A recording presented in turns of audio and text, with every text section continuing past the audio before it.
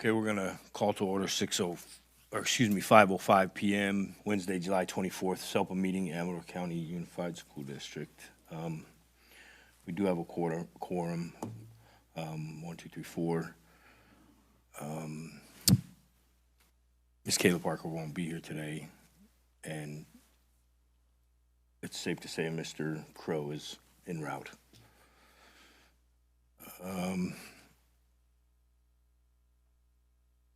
Are there any additions, deletions, or corrections to the agenda? There are none. Okay. I know we discussed this in item number 5 is the Pledge of Allegiance. So we'll do it here as well.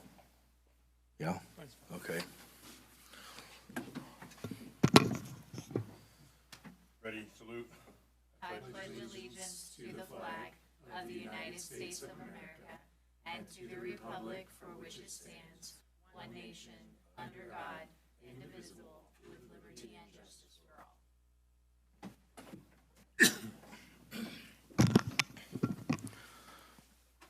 Oh, there you go. I don't see anybody in the public for agenda item number 6, public comments on non-agenda items. Number 7, chair report, CAC chair report for Mr. Luke Harris. He's not present, correct? So moving on to the consent agenda, which consists of the minutes from SELPA board meeting March 27, 24, and SELPA board meeting June 20th, 24. Entertain a motion to approve the consent. I move we approve the consent agenda. I'll second. Okay, roll call. Mr. Critchfield, Yes. Ms. Burns, Yes. Mr. Whitaker. Yes. I too am a yes. Consent agenda is passed. Number 9, communications. I don't see anything under number 9. Moving right along, number 10, we're going to do the election of officers. Nomination of officers, Dr. Hedegaard.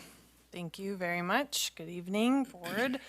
As you know, the governance structure of the Amador County SELPA Governing Board was established. It's documented in our local plan, and it includes both the county office and the Unified School District SELPA positions, superintendent positions, as well as deputy superintendent and board of trustees, understanding that if the county positions were elected to be different, that would accommodate that.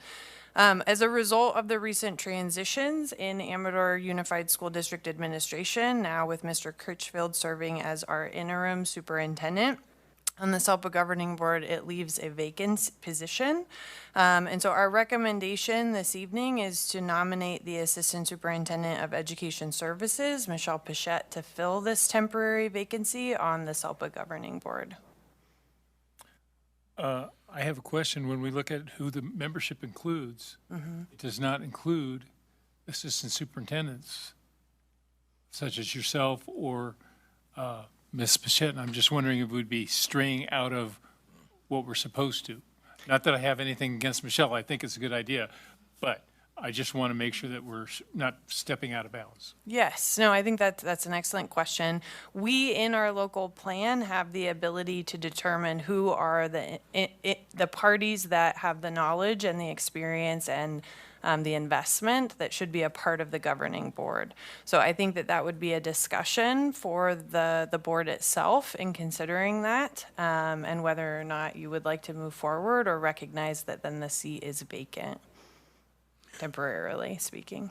When you say we have the knowledge, does that mean we have the knowledge of the recommendee, or do we have the knowledge of the seat we're trying to fill? We have the knowledge of All No, of the knowledge? I would say it would be a combination of knowledge and responsibility. So my position as your SELPA director is to serve essentially and provide the recommendations and provide counsel in that area.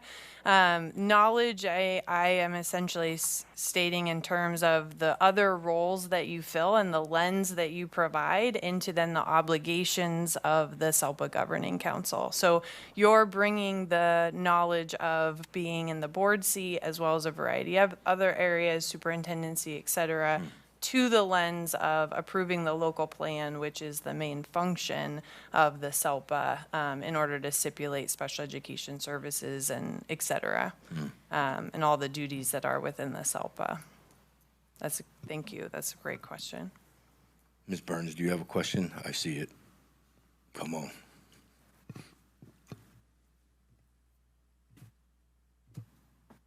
Well, do we have a vacancy at the deputy superintendent right now? I mean, I don't know, and maybe vacancy is the wrong term, but there is not an individual that is filling that role at this juncture. I believe that was also a position that we had created because of the need for it. Is that technically a position, or was it a fill the need Someone's that we in did? your seat that you vacated, correct? Correct. But the way the structure was set up is we have our 4 cabinet members outside of superintendent. You have educational services, special education, human resources, and educational services, right? Or business, sorry, and business. And so any of those 4 individuals can be named deputy superintendent, but they don't have to be named deputy. So you can remain with 4 assistant superintendents, or you could have 3 and name one of those 3 the deputy superintendent. So the reasoning here is that because you are interim, Correct. that we probably will not designate a deputy until we have a permanent hired. And that's my recommendation for this year, is that we don't name a deputy And you're saying superintendent. that among the options, you were recommending Mrs. Pichette. Yes. That makes more sense to me. I'm just wondering if we could change it from Amador County Unified School District Deputy Superintendent, put a / Assistant Superintendent for that to kind of make it clean to work there, because I'm sure Ms. Bichette is very knowledgeable in this field and everything.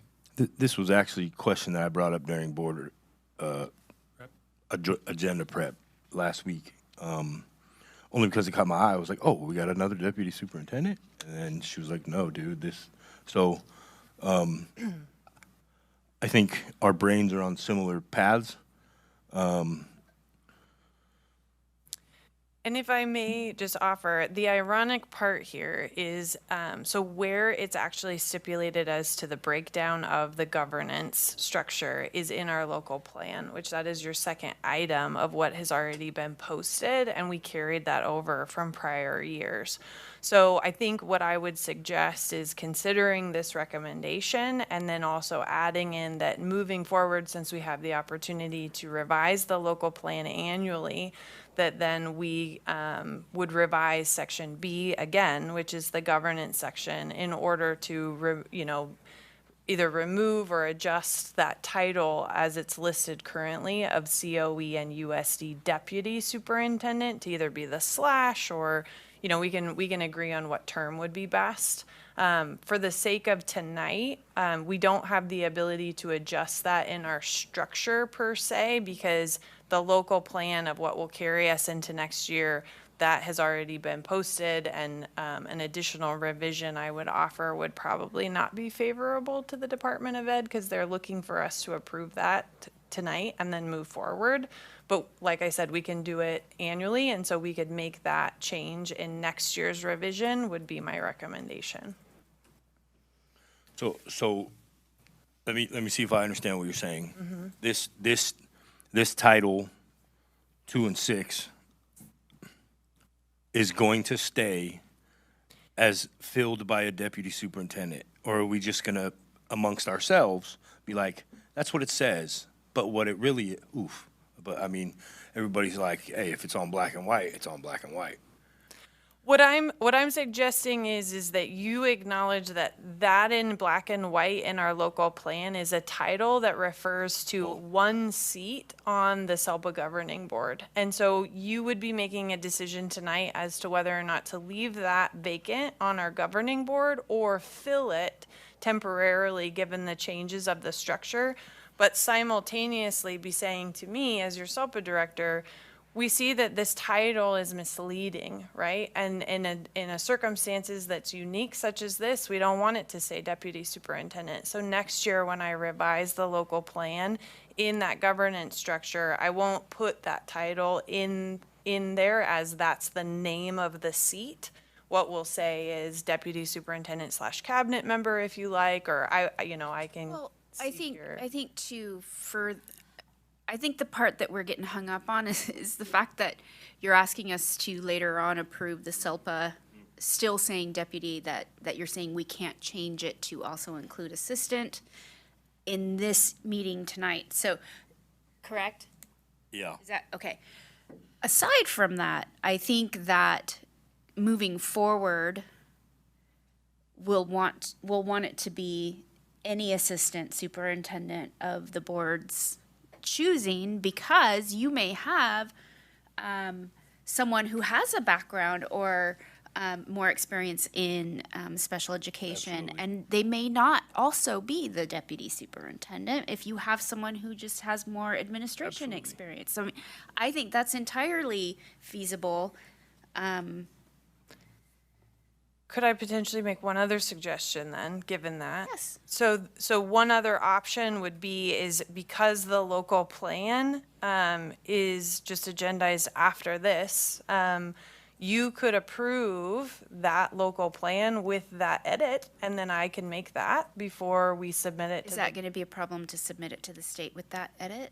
I don't think so. I think that as long as then, you may want to hold then on this vote. I was just thinking So of it can we as vote switch- now and can then, we switch 10 and 11? yeah, I mean, I I don't think see we why would feel not. better about that, because we're kind of charging ahead into 11 anyway, because Yeah, it's hard to separate them at this moment. Yeah, I think because we've identified the impact, I feel comfortable with, if we want to just temporarily table item 10.1, move to 11, and then if we make that change in the local plan, then it goes back to all your points of, Yes. now we can feel comfortable in voting for Ms. Pichette. Do something wrong. Yeah. Yes, I feel it would just be more formally correct. Okay, so then I would move to table agenda item 10.1 until later on in the meeting. Okay. James, if I was to suggest, I'd make your motion to change the order in which we deal with them. Go to Yeah, 11. table normally refers to moving it to a future meeting. Yeah. So So readjusting the agenda. I'm going to retract that Okay. motion, and then I'm going to make a motion to skip ahead to, move ahead to agenda item 11. 11, 11-1. 11.1 and return to 10.1 after. I second. Thank you. Okay, motion and a second, roll call, Mr. Critchfield, Yes. Ms. Burns, Yes. Mr. Whitaker. Yes. I also am an aye, so that passes, and then we're gonna move to item 11.1, also Dr. Hedegaard. Thank you.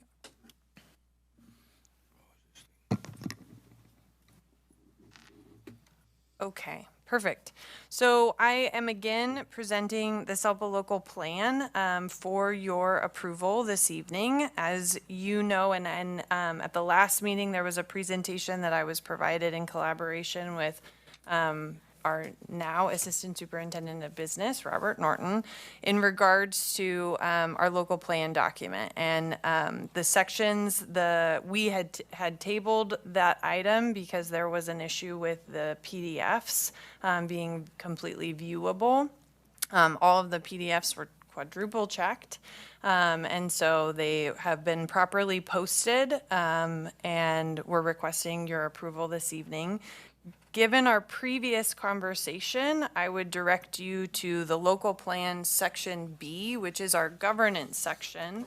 On the second page of that document, number 2, under our local plan requirements, is where it states, describe the SELPA regional governance and administrative structure of the local plan.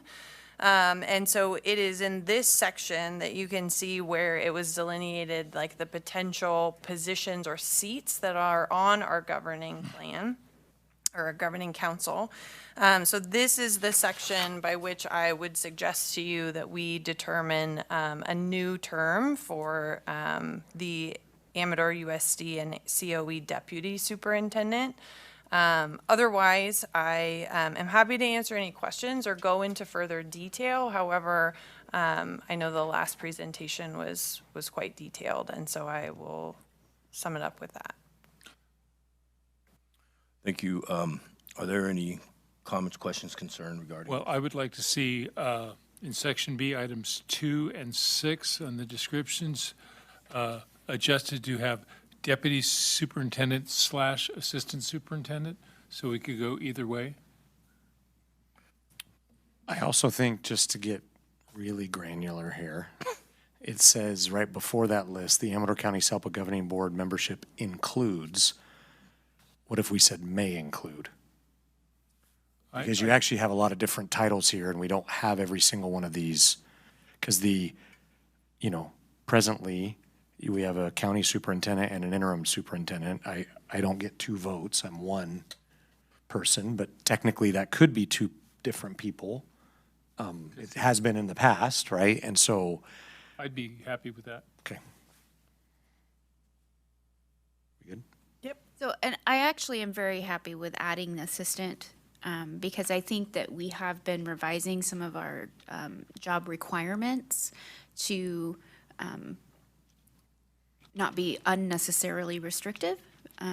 So this is in keeping with that spirit anyway, giving us greater flexibility. So I move.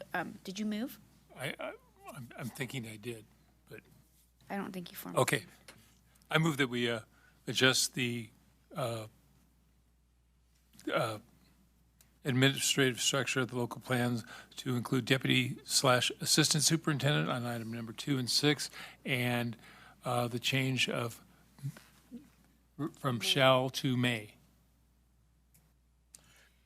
I will second with the revisions. Can I clarify my brain before I Yeah. take a roll call vote? So I like that, but I also heard Ms. Burns' discussion regarding of, it doesn't have to be a superintendent per se, it could be a cabinet member.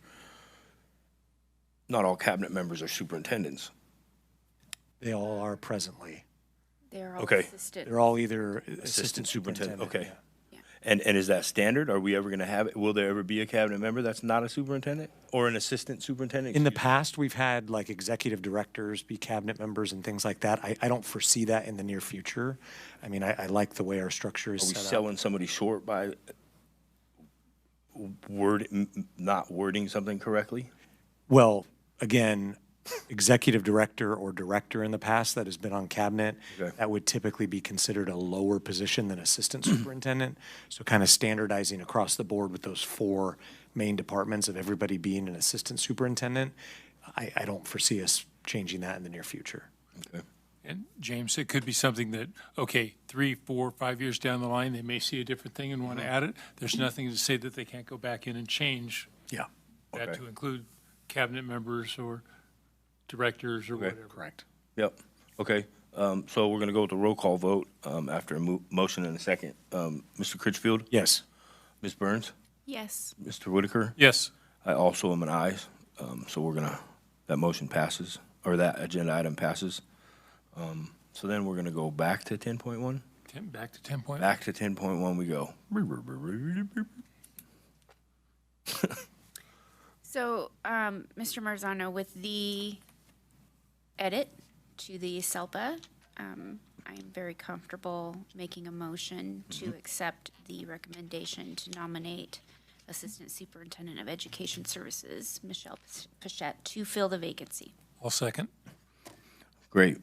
Motion and a second. Roll call vote. Mr. Critchfield? Yes. Ms. Burns? Yes. Mr. Whitaker? Yes. I too am aye. 10.1 passes on the reverse. With that business being taken care of, agenda item number 11, discussion items.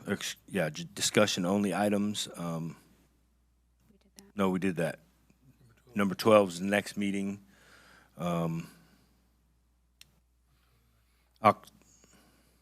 October 9th, and it should be tentatively at 5 p.m. again as well. That's it for the Amador County Unified SELPA meeting. It's adjourned.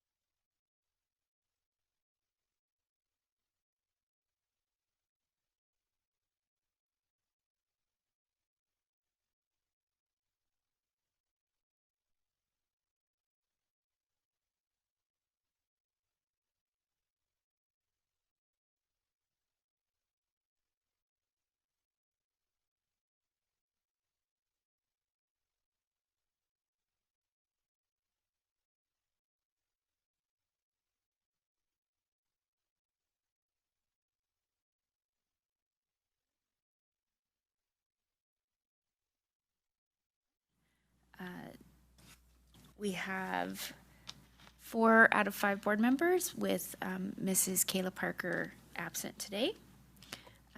We congratulate her on the birth of her baby.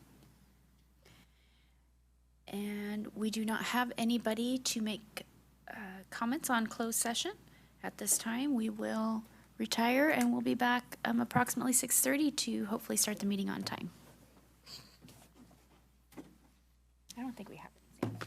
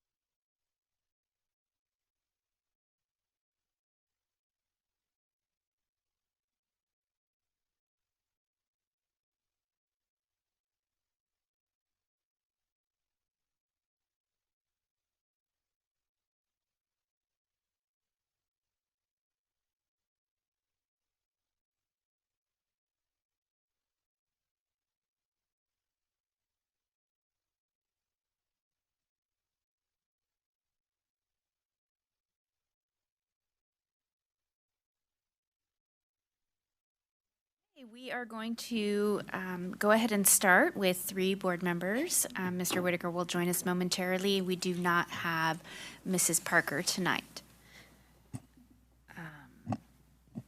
So we do have one item to report out from closed session. Excuse me while I go ahead and pull that up. The board approved by a vote of 4-0 to approve the settlement agreement. There's no number, so I will just leave it at that.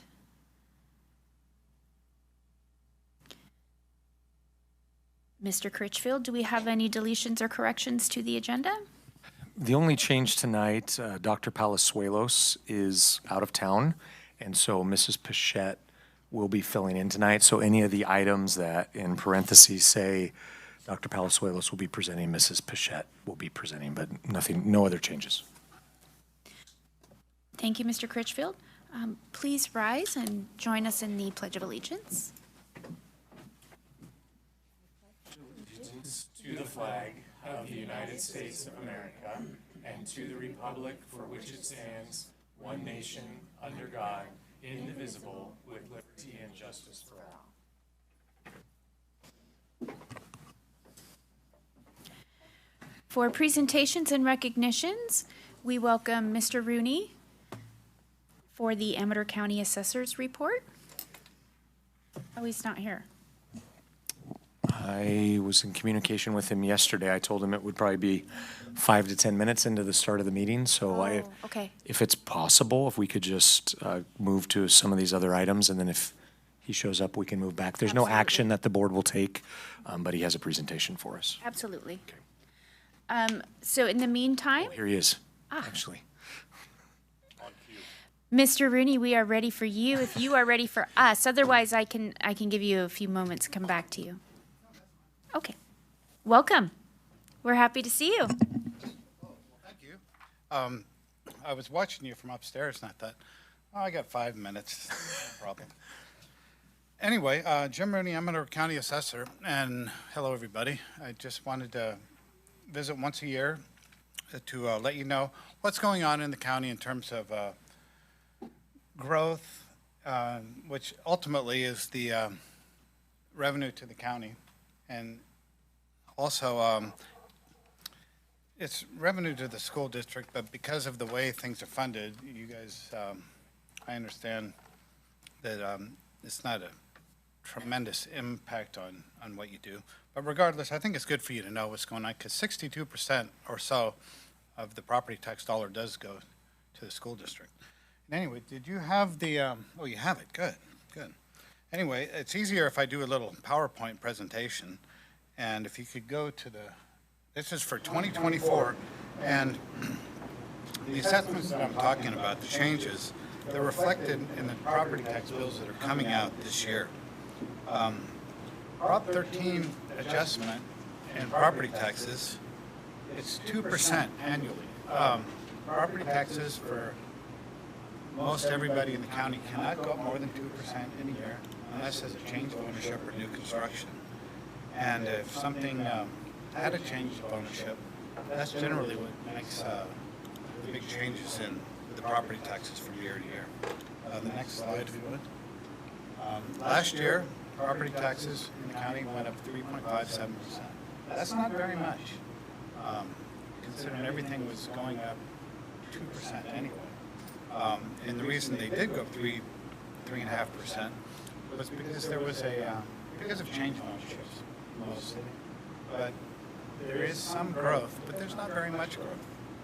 The growth is mostly in the I-own area. So, anyway, could you go to the next slide? Gosh, I don't know if you're going to be able to see much of that. I have it on a piece of paper here, and I can hardly see it on this. It is attached to the agenda, board members, so if you do open the attachment, you might be able to zoom in on it. All right. And on the very bottom right corner, not the very bottom, but towards the bottom, the red, the green shaded area shows the 3.57% that the county grew last year assessment-wise. On the far left, Ione was the largest area in terms of growth. It grew nearly 6%. And I think we all know why. Ione has quite a few new houses. And those new houses, they're selling at essentially the top of the market. Jackson was nearly 4.5%. Plymouth was about 4%. Amador City, nearly 5%. I'm sorry, Plymouth was 4.75%. Sutter Creek was 4.4%. The unincorporated areas of the county grew a little less than 3%. So basically, most of the growth is in the incorporated areas. And I want to show you at the very bottom right. It says 57.79%. That is back in about 2012, 11 or 12. That was the low point of assessments. Assessments had decreased 10 or 12% at that point. And since that point of 2012, the assessments in the county have gone up nearly 58%. So from 2007 to 2012, it was pretty rough. Could you go to the next? You know, this is kind of a very important thing I wanted to show to you. And that is, this is the number of residences in each jurisdiction. Amador City is a city. It hasn't really grown at all. As you can see, Ione is growing the most, regardless. 32 new homes in Ione. 32 homes. I guess,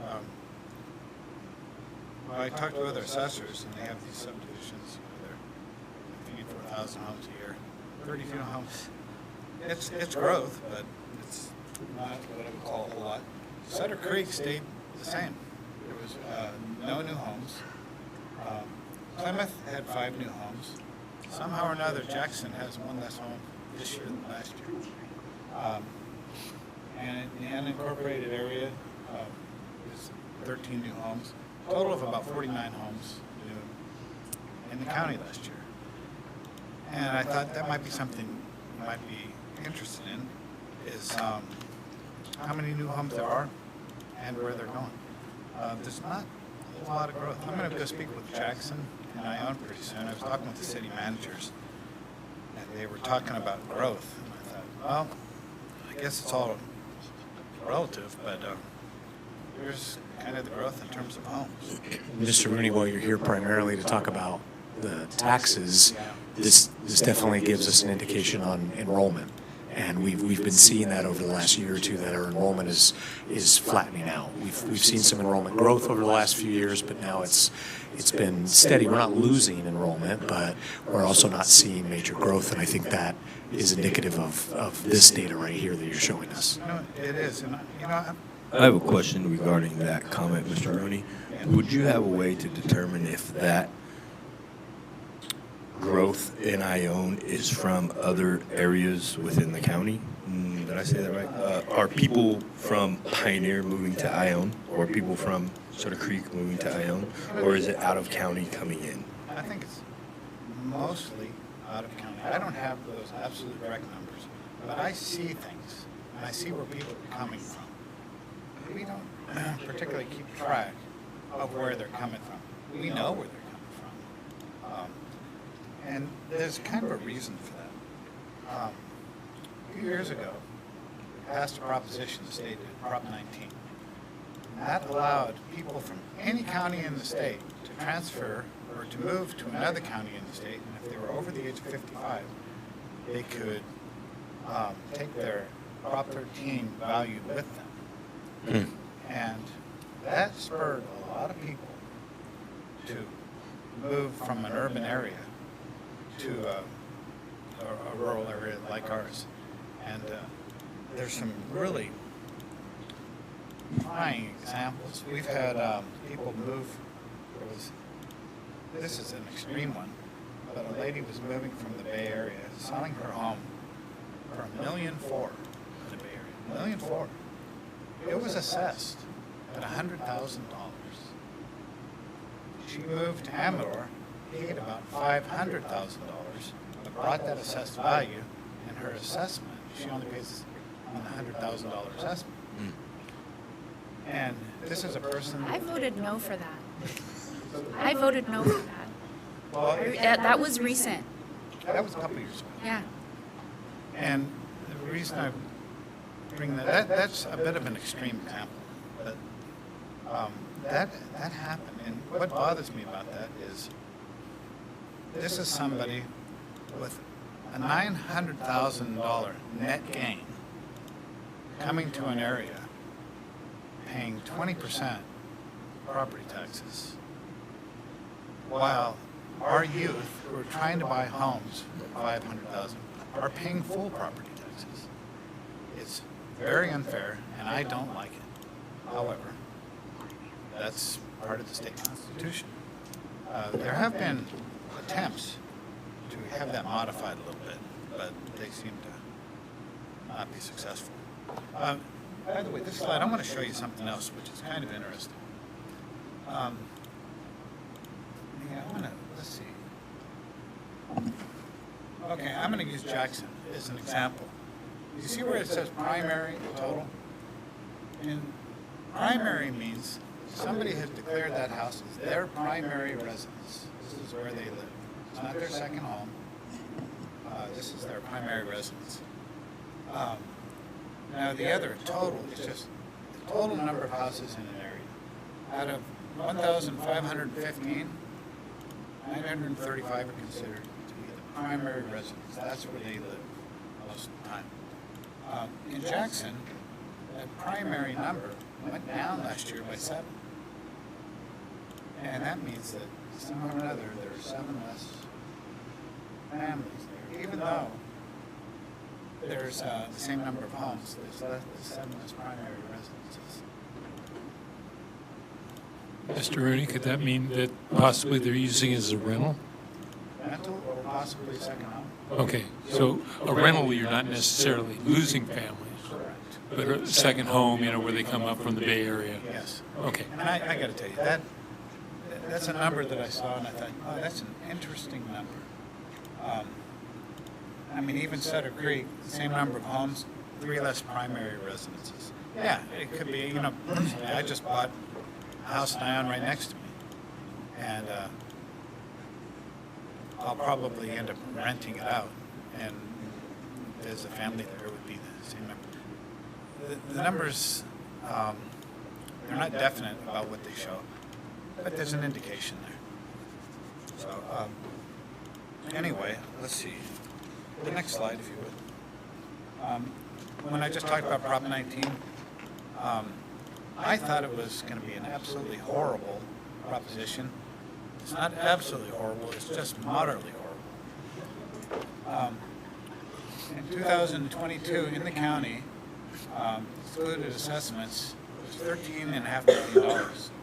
The equivalent is $134,000 in property tax, which isn't nothing. But it's $43,000 to the county, which I guess, take the inverse of that, about $90,000 to the school district, essentially. Less, but you guys are getting funded regardless. And in 2023, there were less sales in 23. $10 million that were excluded, $100,000 in property tax, and the county's out about $32,000. That's nothing to give away, but it's not as horrible as I thought it was going to be. But actually, those that accumulate each year, those are kind of added on to each other each year, so that number will be getting bigger and bigger. That's purely informational. Yes. I feel like what you said there is that it's cumulative as the years go by. So when you 10 years down the road or 20 years down the road, you're looking at your school budget and you're wondering, what happened? We were fine 20 years ago. Things like this. Yeah. Jared, what's the term when the school district's fully funded? Basic aid. Basic aid. Yeah, so what can happen, and this is why it's very important for us to keep an eye on this, and why I appreciate Mr. Rooney coming every year to give us an update, is what we have to monitor is the state has the local control funding formula, which we've talked about a lot, which in essence is how many students we have, how often they attend school. There's a dollar value based on their grade level, and that you add all that up, and that becomes your total funding amount. But then you take these property taxes, and they are, even though it's labeled on our books as state aid, on the surface, if you dig into the detail, a large portion of that is actually the local property taxes. If the local property taxes exceed that formula based on the number of students we have, we would be considered basic aid, and we would not receive any money from the state. Right now, we get the property taxes and whatever difference there is with the LCFF formula. The state sends us the rest of that money. When that's in excess, like in Monterey County, it's kind of a misleading term, basic aid. It sounds like you're not, living well, but that actually means you're getting more than the state formulas say you should get for education, and you get to keep that dollar amount. There's a bunch of other requirements that come. So what we need to monitor, and this actually happened during the Great Recession, where they cut education funding so much, we actually dipped into basic aid for 1 year, just barely, so we didn't really reap the benefits like you would in Monterey County.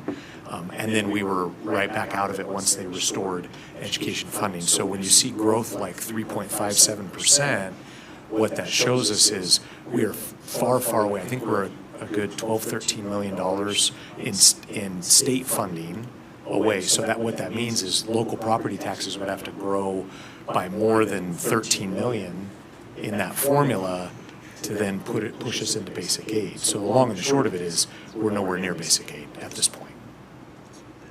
I appreciate that. I was just trying to figure out when I mattered to you guys. You still matter, but it's very different the way it's set up. Yeah. Basic aid, that's kind of a misleading. It is. All right. I only have one other thing, and that is I'm going to tell you something about Prop 13. Can you? There's three numbers to know about, and this just gives you an idea of Prop 13. Some people like it, some people don't like it. But there's three numbers to remember in Prop 13, and these are really not disputable numbers. They're numbers from the state. And the population in California from 1980, all these numbers are from 1980 to 2023. Population has gone up 65% in the state of California. The inflation index, based on the California CPI, has gone up about nearly 300% at 290%. In that same time period, property tax revenues in the state have gone up over 1,000%. So Prop 13, it is bringing in revenues for the county, but it's very stabilizing, because when things were going bad in 2007, 8, 9, and 10, property values went down 40%. Assessments went down about 9%. Had revenues gone down 40%, it would have been an absolute massive disaster. Yeah, it would just horrible. So Prop 13, it has its ups and its downs, but revenue in general, I don't think is one of them, and that kind of demonstrates it with that slide. Anyway, that's all I have for you. And if you ever have any questions or concerns, I want to tell you, there are two cities that get a lot of information from us, because we're the office in the county that kind of the genesis of information. We bring in, we know the sizes of everybody's house. Sorry, we're intrusive too. The values of the house, the qualities of the house. We have a lot of information, and it's available to you if you need it. So, would it be helpful? Let us know. See what we can do. Mr. Rooney, I do have a quick question for you.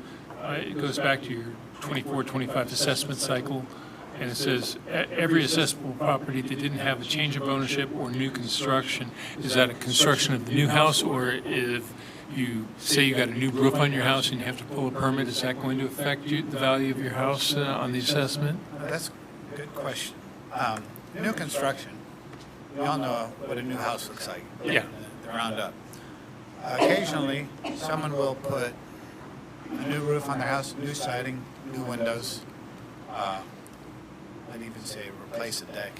We consider that maintenance and repair, and we don't reassess for maintenance and repair. What about solar, for example?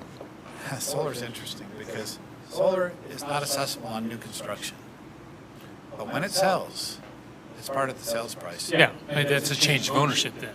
Yeah. So solar is not assessed. It is and it isn't. Okay. Not on new construction. If somebody adds to their home, puts an extra bedroom on, or adds a garage, that's addition to the assessment. And what's important about that is we don't change the assessment of that home. We add to it. So if they had a real low Prop 13 value because they've owned the home for 30, 40 years, we keep that assessed value. We just add to it. Sometimes that assessed value, somebody's owned it since the 70s, sometimes that assessed value is $80,000, real low. They add a bedroom and a bath, it's $40,000, their assessment goes up 50%, because of that new construction of just a small little portion of the house. But it's not so much that we're adding 50% of the value of the house, we're adding a value that happens to be 50% of that old Prop 13 assessment. So it's very beneficial. Okay. To the locals. Prop 13 is so important to the locals, right? So anyway, any other questions, concerns, problems, complaints? We won't give those to you. All right. Thank you, Mr. Thanks again. And Thanks for coming in. About a year. All right. Sounds good. Thank you.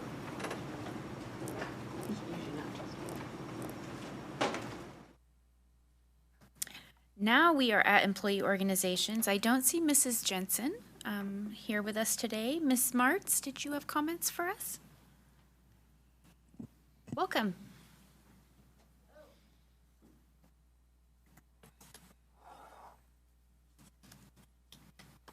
Good evening, Board and Mr. Critchfield and Cabinet. It's nice to see you in that position right now, and then it's nice to see Mr. Norton on the Cabinet as well. So welcome. I just have a quick report on our salary negotiations. We met last time with the district in June and was presented with two options that were similar to what the teachers were originally offered. I'm going to be asking the district to run some numbers for me and some scenarios so that I can take to my team and we can get a better picture of which option it would be the best option to take. And then we're going to meet again with the district on August 28th and hopefully come up with an agreement or at least another counter offer. So I know that everyone is waiting to hear what our offers are, but I want to make sure that we have the best deal in hand before I present anything to anybody. And in the meantime, I ask for your continued patience and trust because we are working hard on it. I am hoping that everybody had an exciting but relaxing summer break or vacation and they're ready to come back for the first day of school next month, and I can't believe it's already happening. Finally, I'd like to acknowledge three of my members, Christina Clausen, Jose Vieira, and Claudia Sierra, and I hope I pronounced their names correctly. These three stepped up at the very last minute to work the summer feeding program. Their service has been greatly appreciated, and I deeply thank them for stepping up and taking care of our students over the summer and getting them fed. That's the type of team work and members that CSEA 239 has, and I'm very proud of them. So thank you to those three. And happy summer, happy end of summer to you all, and that's all I have tonight. Thank you. Thank you, Mrs. Martz.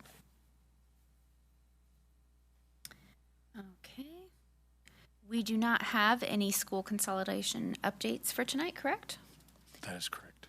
I don't have any public comment cards for tonight. So it brings us to consent agenda. We have 2 sets of minutes, the warrants, surplus, the HR recommendations, and we have some ed services items, as well as an MOU, looks like, for science camp, and the new attendance calendar. Are there any questions from the trustees? Okay, then we're ready for a motion. I move we approve item 13, the consent agenda. Thank you, Mr. Whitaker. I'll second. Thank you, Mr. Crow. For the roll call vote, Mr. Crow? Yes. Mr. Marzano? Aye. Mr. Whitaker? Yes. I'm also a yes. For communications, we don't have any for tonight.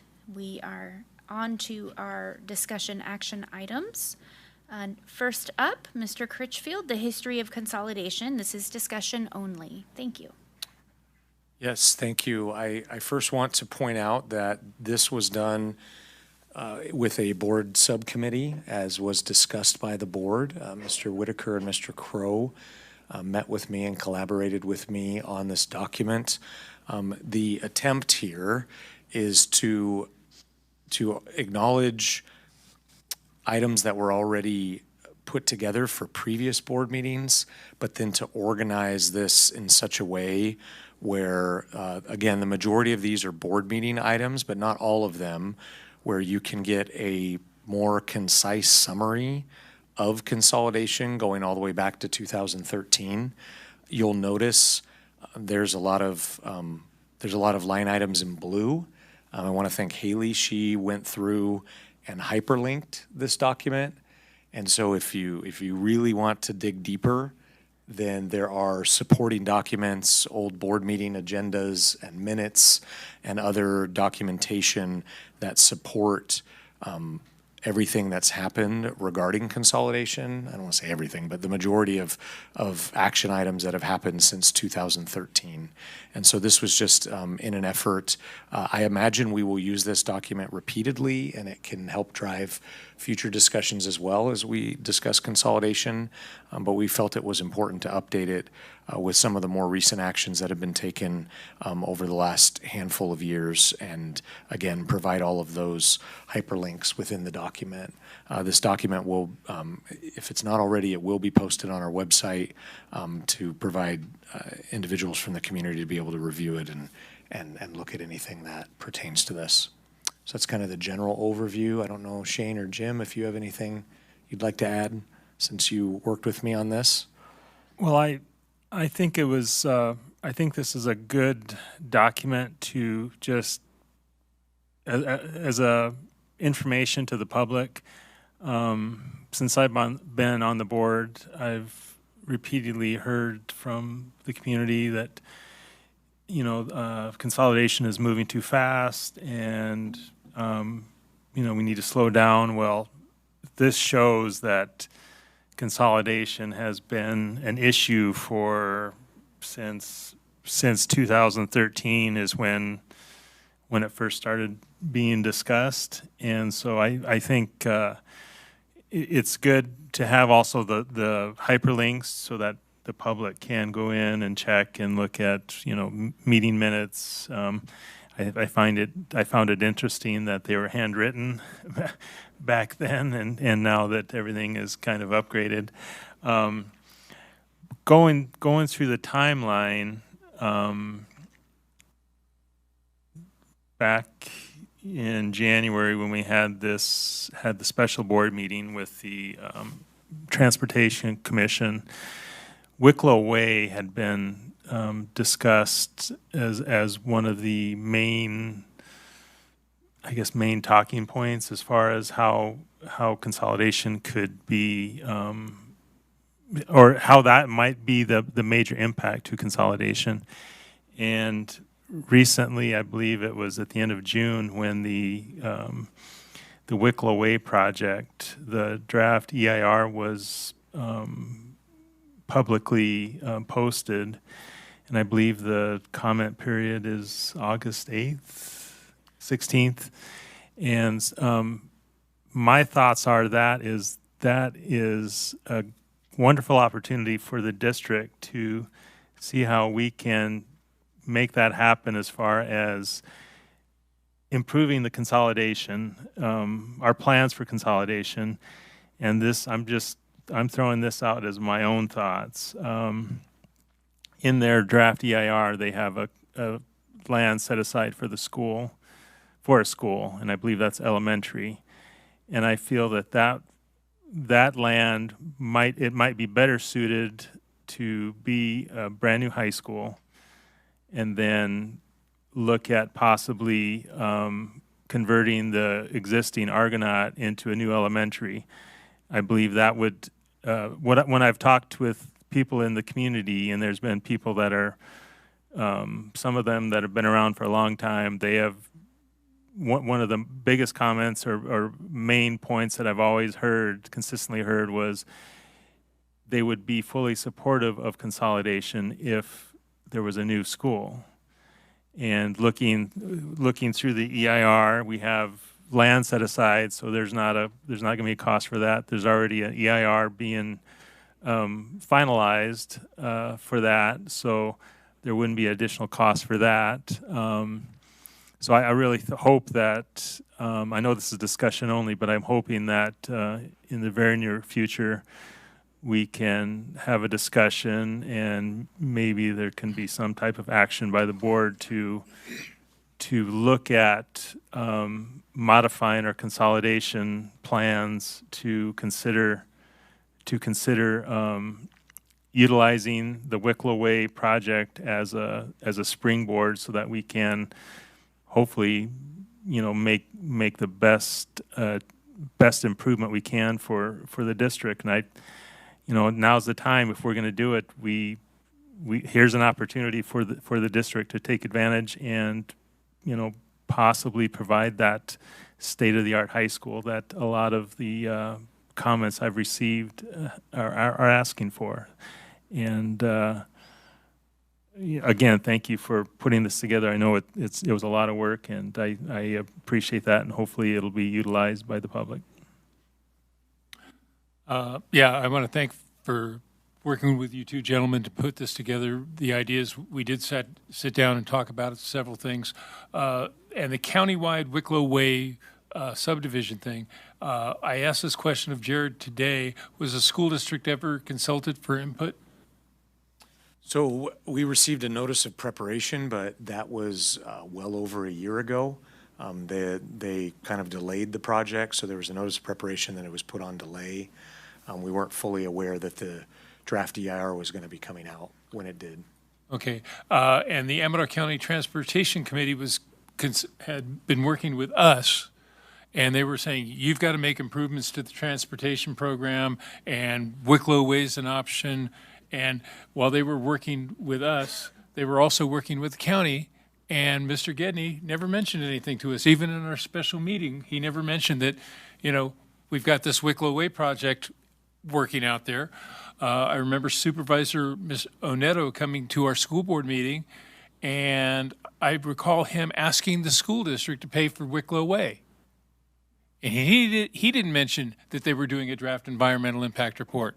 So I'm a little bit concerned about that, and we've been hammered about, we haven't been open and, giving information to people, when I think we have, and other people have been doing this and haven't been giving us information.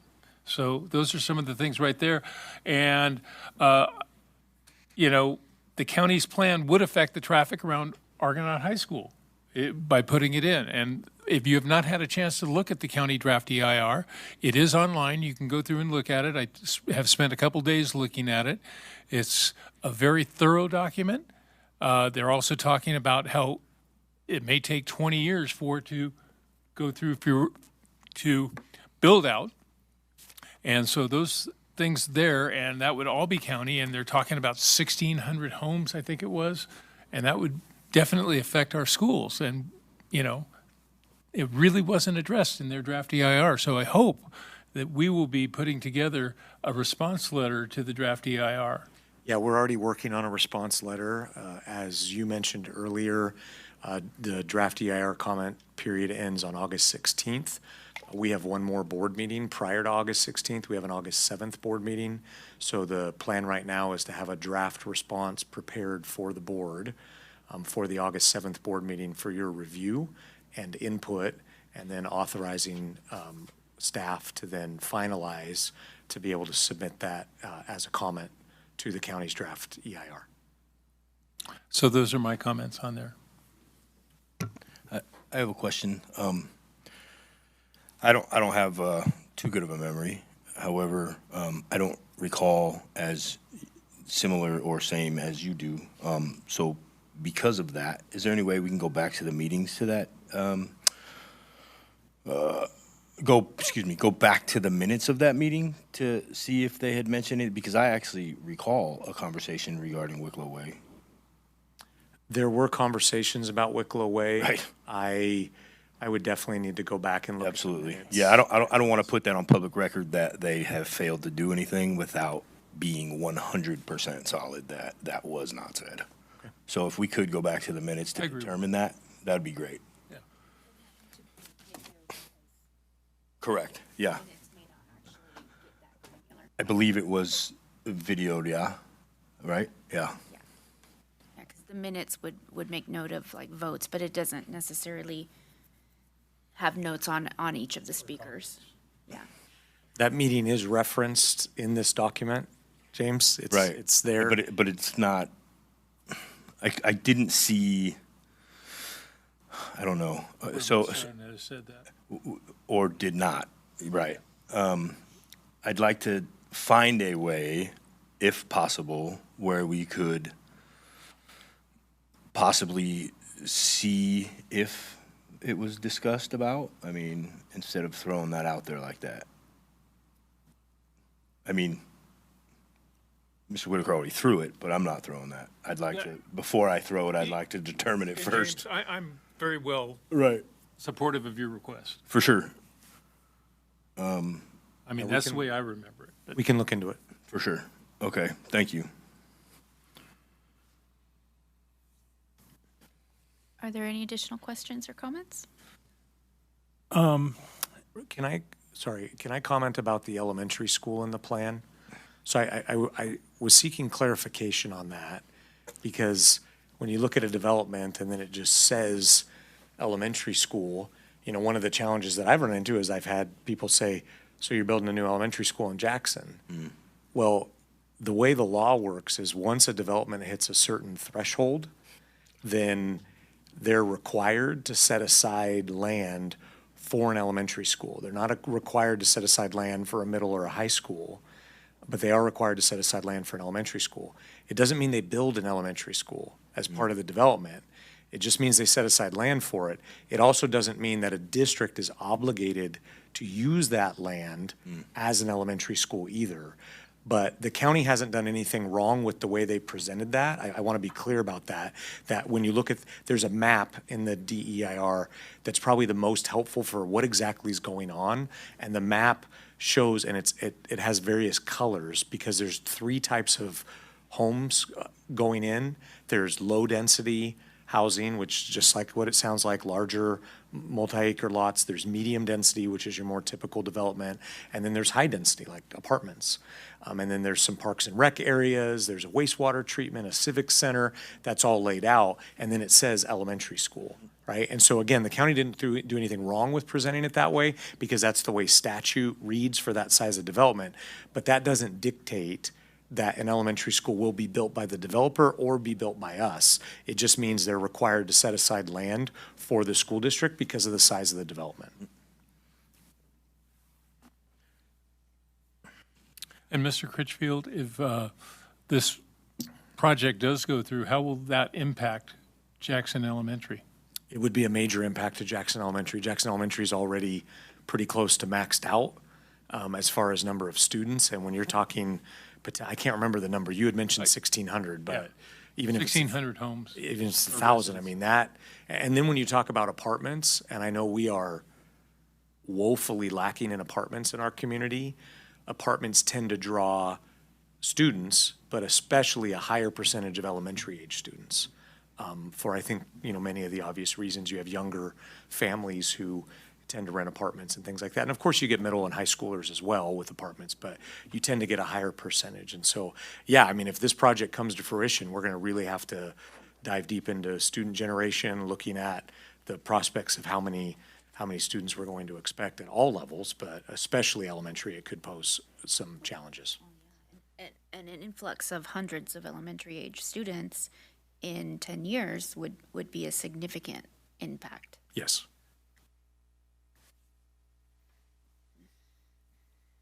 Are there any additional comments? I was just going to ask, so at the next board meeting, this, I guess this response, that would be submitted to the county as part of the draft EIR comment period? Yes. Okay. Yeah, so it's one of those things as staff, we could put together a letter and send it to them.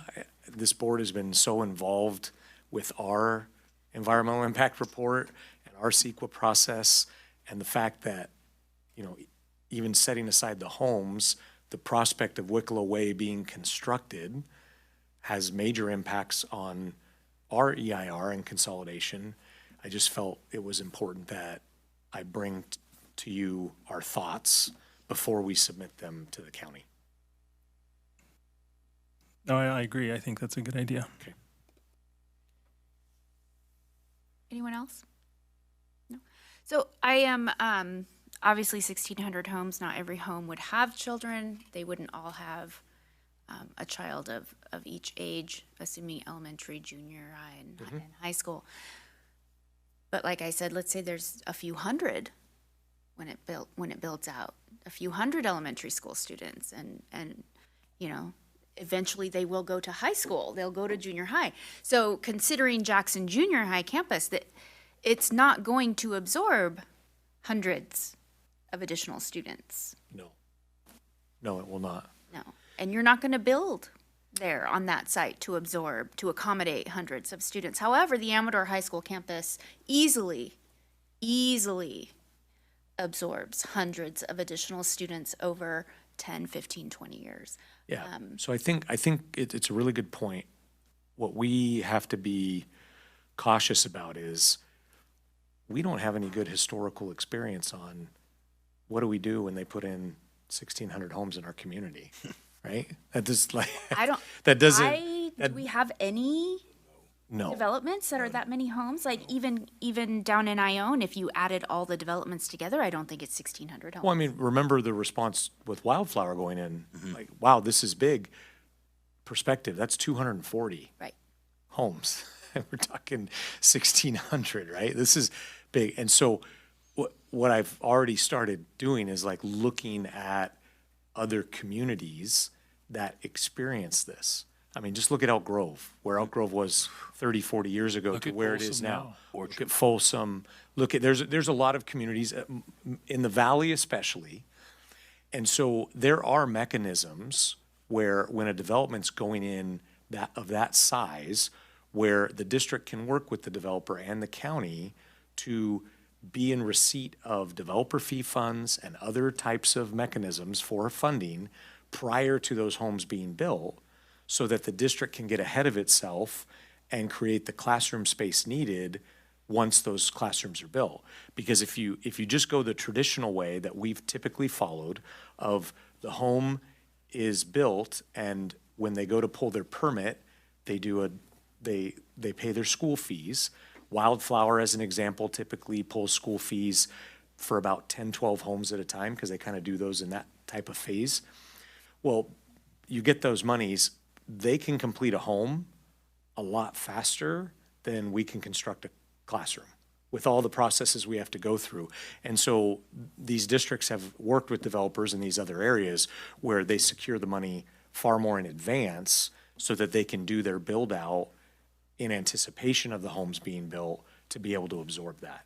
And so that's just something we don't have local experience with, but we have areas around us that do, that we would definitely need to dig into to make sure that if this project goes through, we're ready for the increase in students. So So I'm going to tax you, Mr. Critchfield. Impact fees for the typical homes that are being, the new construction that's going in per home, what's the neighborhood on that? Is it like 10,000, 11,000? So it's $4.79 a square foot. So then it's all dependent on the size of the home. So round it up to 5. So yeah, about 10,000?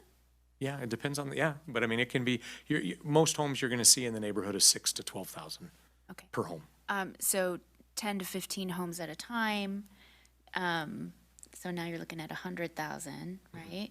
And a single classroom, we kind of estimate it as like $500,000. Yeah, I'd probably push that closer to 600,000 now and that's just a very, nice, but generic, we're not talking science labs, anything like that. We're just talking a sink in the corner and a 1,000 square foot classroom, large enough to handle, essentially 30 students. Portable type. So I wouldn't call them portable, I'd say, Portable-esque. Better than some of those portables that are. modular, Yeah. which I don't know if that has a Tiny step up. Yeah. reference point would be our special ed buildings we constructed over the last couple of years at Jackson Junior, Argonaut, and Plymouth. Those are considered modular, but they're 60-year permanent buildings. They're different than the traditional portables that are more like trailers, right? But yeah, you're talking roughly 600,000 for one classroom. And then just another consideration, 1,400 homes, I don't know if they're taking into account how quickly things build out in Amador County, which quickly is the wrong word. So like even in Plymouth, we have development that's been approved still for like 30 years. It is probably never going to get built out in Burke Ranch. Zinfandel Ridge, I don't know how many homes that is, but it's hundreds.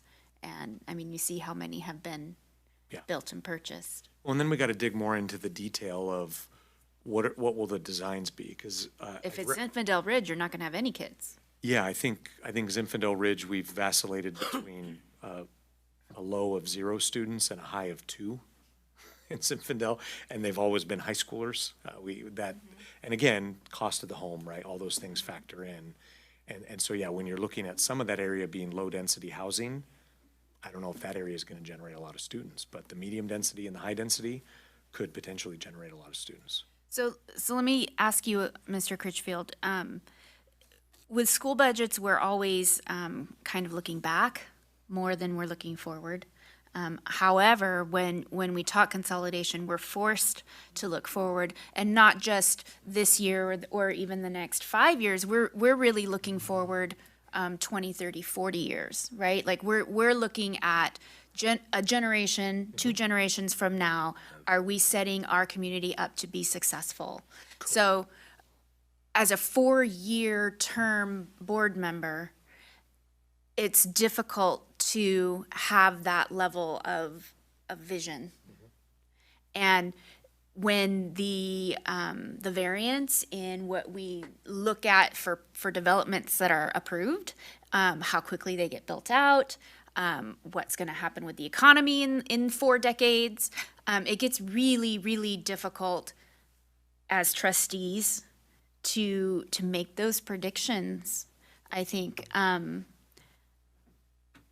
if the community is struggling with the decisions and the plans and the things that have been happening, it's easy to see where the struggle comes from, right? Like it's a lot to comprehend, and then now you're going to analyze and extrapolate a direction, a focus. Yeah. So, and then just look at a typical year. Like I think it was good we had this assessor's report tonight. I mean, look at how many homes were added to the county over the last years. That's not impacting school enrollment really at all. It's so minimal. And then you're talking about the prospect of a development this large, like that's, and then what is the viability? If it's a 20-year build out, are we talking 10 years from now, or is it even started? Or is it done in phases where 5 years from now, a quarter of it's completed? Right. I mean, those are major questions that we need answers to be able to, like you said, anticipate the future and be ready for. Well, Zinfandel Ridge was approved for 20 years before they ever broke ground on the first house. You're absolutely right, yeah. Wildflower changed developers, I think 3 or 4 times, and that was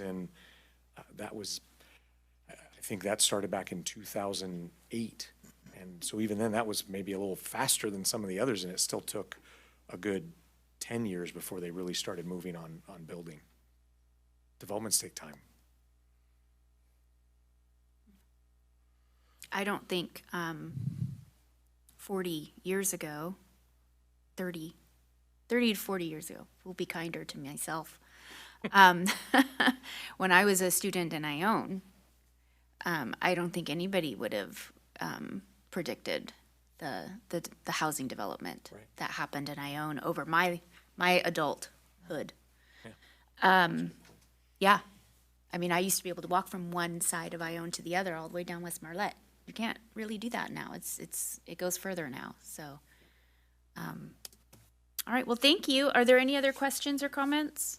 I'm chewing on what you had said regarding the 2 different visions or lenses, or as a board member, forced to look back, and the difficulty to now have to look forward or predict, if you will. First thing that popped into my head when you said that was, I feel that is, I can't speak for anybody else, but I feel that is why based on what we were getting, was like, oh my God, this is going way too quick, hold up. Because I'm now bouncing back and forth into lenses, right? And I'm like, okay, hold up, slow down. I want to say that may be why other community members felt that way, because they don't necessarily have the lens that we do of being stuck with the 4-year looking backwards. I don't know, I'm just talking out the side of my neck, but that really got me thinking about what you said. So that's something important. I think it's a lot to ask from people who 20, our 30, main you job said is not. generations, like, holy, Yes. yeah, that's for real. Yes. Right. Yeah. I went to Ione Junior High when it was brand new. Yes. I went to Argonaut when it was just only a few years old. So, looking at it now, I mean, it looks totally different. Yeah. So, And we have to make those decisions, right. possibly or not affecting generations. Right. So now you're sitting in this seat, you're planning that new look. Hold up, slow down, let's do it Right. But, I mean, it's almost an impossible ask. Yeah, that's a good comment too. Okay. Are you ready to move on to number 2? Public notice declaration in support of provisional intern permit, Dr. Palazuelos, but we have Mrs. Pichette. Thank you, sitting in. Board President Burns. This is a public notice declaration in support of a provisional intern permit for the assignment of mild, moderate support needs teacher at Jackson Elementary, and this would be for employee Colleen Odell to receive her provisional intern permit. And so Dr. Palazuelos and I are asking the board to approve this provisional intern permit. Just to clarify, this is only for 1 year, and it is specific to the one employee, correct? Correct. Okay. I have a question regarding the wording in the attachment on this. Okay. I was reading it and I put on the little sticky notes of the agenda. It says, following the governing board approval of this public notice, the Amador County Unified School District intends on to employee Colin Odell. That is, you are correct. All of them say that. They're worded that way throughout the agenda. All of them, you mean it should be Meaning to the next employ. agenda item will be, what's that? Yes, it should be to employ. To employ, is that what you? Correct. Yes. Yes. Okay. Yes. That is a grammatical error. Okay. Yeah, those three, no, excuse me, The two. the two. Yes. Yeah, are worded that way. Good So we'll catch. just, whoever makes the motion, if they can make that correction, so that way we can fix that. Thank you for spotting that. Are there any other questions or comments?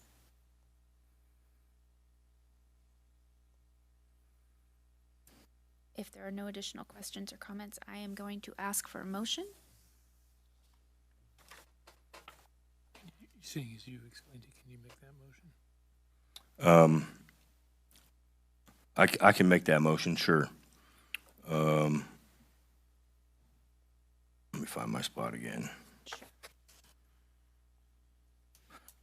I move to approve agenda item 15.2 with the grammatical error correction. Oh. Good job. Thank you, Mr. I'll Marzano. second. Thank you, Mr. Whitaker, for the roll call vote. Mr. Crow? Yes. Thank you, Mr. Marzano. Aye. Mr. Whitaker? Yes. I'm also a yes. And for item 3, looks like it's very similar. Very similar, different employee, different school sites. So this is for the 24-25 school year. Again, same assignment, mild, moderate support needs teacher. But this is at Jackson Junior High for Miss Mary Haynes, who is actually a returning Amador County Unified School District teacher. She was a general ed teacher, and now she's coming back as a special education teacher. Besides the correction that Mr. Marzano pointed out, we are moving 6th graders to Jackson Elementary. The document says 6th through 8th grade, so when a motion is made, if we could also say 7th through 8th grade, that's how. Say what, 7th? 7th through 8th grade, because there will not be 6th graders at Jackson Junior this coming school year. Are there any questions on this particular item? If there are none, I'll go ahead and make the motion myself to approve item 15.3, which is the public notice declaration in support of provisional intern permit with the corrections, grammatical correction to employ Mary Haynes, and then the grade level correction 7th through 8th. I'll second. Thank you, Mr. Whitaker. For the roll call vote, Mr. Crow? Yes. Mr. Marzano? Aye. Mr. Whitaker?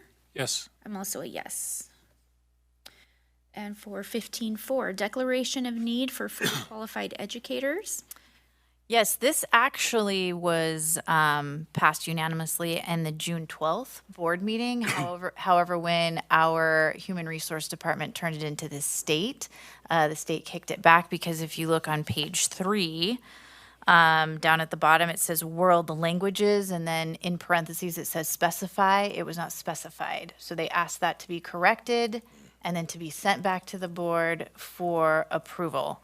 So our HR department then put in Spanish. So Dr. Palazuelos and I are asking for re-board approval of this I document. move that we approve item 15.4, the declaration of need for fully qualified educators.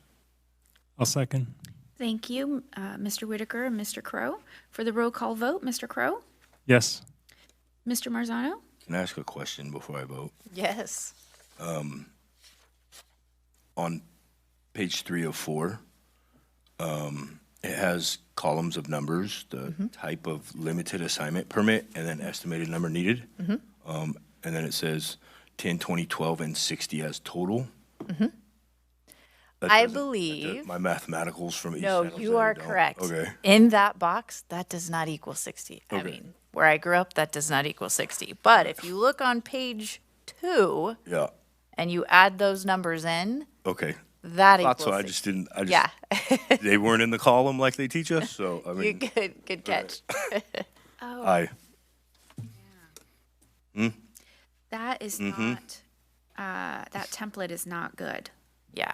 This is a state template. It is confusing. I would have never added those numbers But from we have page 42 2. down below, and on the prior page, we have 18, so that does equal 60. But it's not presented in a way that makes sense, for sure. Okay, well, Good I guess catch, it doesn't Mr. need Marzano. correction then. Seeing as the state didn't kick it back for that. I mean, Just the parenthetical Spanish. I know it's killing you right now, do it. Thank you, Mr. Marzano. We are in the middle of a roll call vote. I said aye. Okay, thank Yeah. you. I missed it. Mr. Whitaker? Yes. I'm also a yes. Thank you. Good grief. Sorry. No, thank you. 15.5, Tuolumne JPA, pesticide products prohibited from use on JPA district sites. Mr. Norton, Well, good evening. welcome. Thank you. I appreciate being here, and good evening, board. Item number 5 here with the Tuolumne JPA pesticide products prohibited use. Essentially, this will be effective for the 24-25 school year. It's a board resolution with our JPA that formally adopts the Administrative Regulation 3514.2 into the district's integrated pest management plan. Essentially, that prohibits the use of glyphosate pesticides at our schools and child care facilities. Most folks will associate glyphosate with weed killers, or more specifically the products Roundup. In 2017, California Environmental Protection Agency's Office of Environmental Health Hazard Assessment, OEHHA, added glyphosate to its official list of chemicals known to cause cancer. So this resolution would prohibit the use and adds guidelines surrounding contractors, pesticides in general, and limits the amount of pesticides to have on hand in a given year. So we recommend the board approval. Does anyone have any questions regarding the pesticide? No? I'm ready for a motion. I move to approve item 15.5, Tuolumne JPA pesticide products prohibited from use on JPA district sites. I'll second. Thank you, Mr. Crow. Mr. Whitaker, for the roll call vote. Mr. Crow? Yes. Mr. Marzano? Aye. Mr. Whitaker? Yes. I'm also a yes. Thank you, Mr. Norton. Don't go anywhere. We have a resolution for the temporary interfund transfer. Correct, yeah. So what we're looking here, this will be an annual resolution, really, that will be passed just about every year. Per Education Code 42603, school districts are allowed to borrow funds temporarily from one fund to another with this adopted resolution. And this is predominantly used for cash flow purposes. Essentially, as Mr. Critchfield has noted many times in the past, the way school districts are funded is really there's 2 key points in the year where we get most of our revenue. And it's because of that can lead to some difficulties at times. So this really gives us some extra flexibility in terms of our cash flow. It is similar in some ways to our TRAN that we use, but instead of borrowing from an outside agency, we're literally just borrowing from funds quickly within ourselves. So it just really is a tool that helps the district if the need arises. And so we're recommending board approval here. Does anyone have questions for Mr. Norton? I did. Sorry. Proceed, please.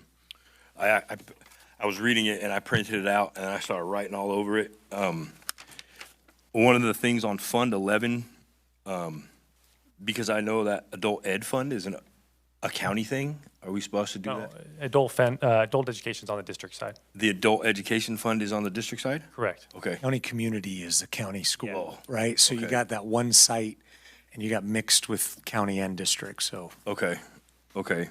And then I appreciate your your background information and everything you were saying, because it answered a lot of my chicken scratch on the paper. But where's the money coming from to pay it back?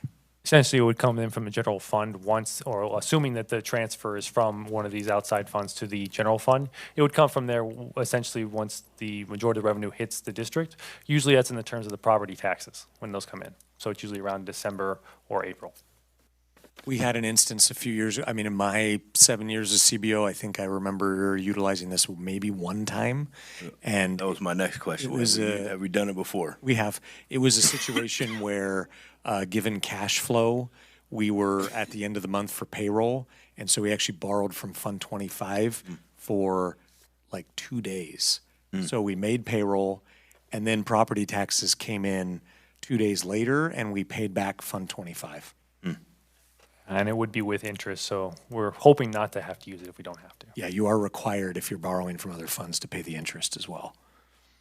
I appreciate you mentioning the TRAN as well, Ms. Burns' favorite item to discuss.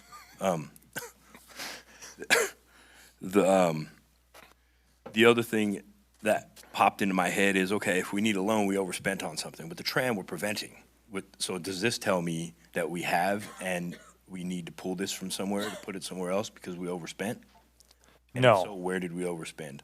No. This would be purely for cash flow purposes. I mean, really, I couldn't envision that we would likely need this, but this is more of just a safety net in case that happens. It would be more of, we had expenditures maybe front-loaded into the year as opposed to maybe spread out evenly throughout. And it, just with the way we receive revenue. That's more the issue there. Are we projecting to like, be like, oh my God? No, No. we're not, but it's there if we need it. And like another example was a few years ago, we had $900,000 of SELPA money that was federal special education money intended for special education aides. So we employ those aides all year long. They collect their first paycheck in August. We received the $900,000 from the federal government. It was like June 20th. So we had to pay all those employees from August through May without actually receiving the funding. So when you bring up overspending, that the budget was intact to pay them that $900,000, but we hadn't received the funds. So this is about cash flow, not budget. Yeah, and I would even add too, it goes a lot with grants. There are a lot of grants where we actually have to invoice for them after we spent the money. So in a lot of cases, it's us fronting the money and then getting paid back for it afterwards. Okay. Okay. I appreciate you helping me out with this one. Thank you. Yeah, no problem. Are there any additional questions for Mr. Norton? All right, we're ready for a motion. I move we approve item 15.6, the ACUSD 2425-02, the temporary interfund transfer. I'll second. Thank you, Mr. Crow and Mr. Whitaker. For the roll call vote, Mr. Crow, Yes. Mr. Marzano, Aye. Mr. Whitaker. Yes. I'm also a yes.